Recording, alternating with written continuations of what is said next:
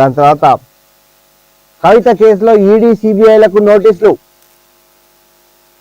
తదుపరి విచారణ 20కి వాయిదా, మధ్యంతర బెయిల్ కు సుప్రీం సుముఖత.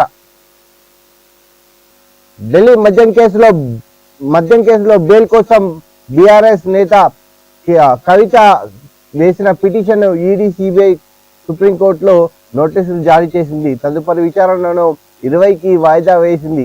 ఈలోపు మధ్యంతర ఉపసరణ ఇవ్వాలన్న కవిత తరఫున న్యాయవాదులు వినతిని తోసుకొచ్చింది.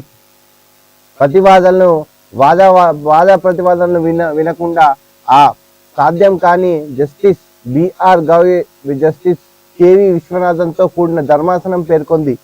ఆప్ అగ్రనేత సౌత్ గ్రూప్ ద్వారా 100 కోట్ల రూపాయలు ముట్టజెప్పే ఢిల్లీ మద్యం విధానం అనుకూలంగా రూపొందించుకొని అనిశ్చిత లబ్ధి పొందినారన్న ఆరోపణలతో కవితపై ఈడీ కేసు పెట్టింది.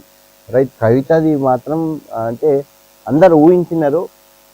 మన మనీష్ సిసోడియా బయటికి వచ్చిన తర్వాత కవిత ఖచ్చితంగా బయటికి వస్తుంది, ఈ వారంలో బెయిల్ వస్తుందని కూడా చేశారు. కానీ బీఆర్ఎస్ శ్రేణుల్లో కొంచెం నిరాశపరిచిందని చెప్పుకోవచ్చు కవిత విషయంలో. కానీ కవిత ఖచ్చితంగా ఈ 10-15 రోజులలో రావడానికైతే ఖచ్చితంగా ఆస్కారం ఉందన్నట్టు కూడా లాయర్లు చెప్తున్నారు.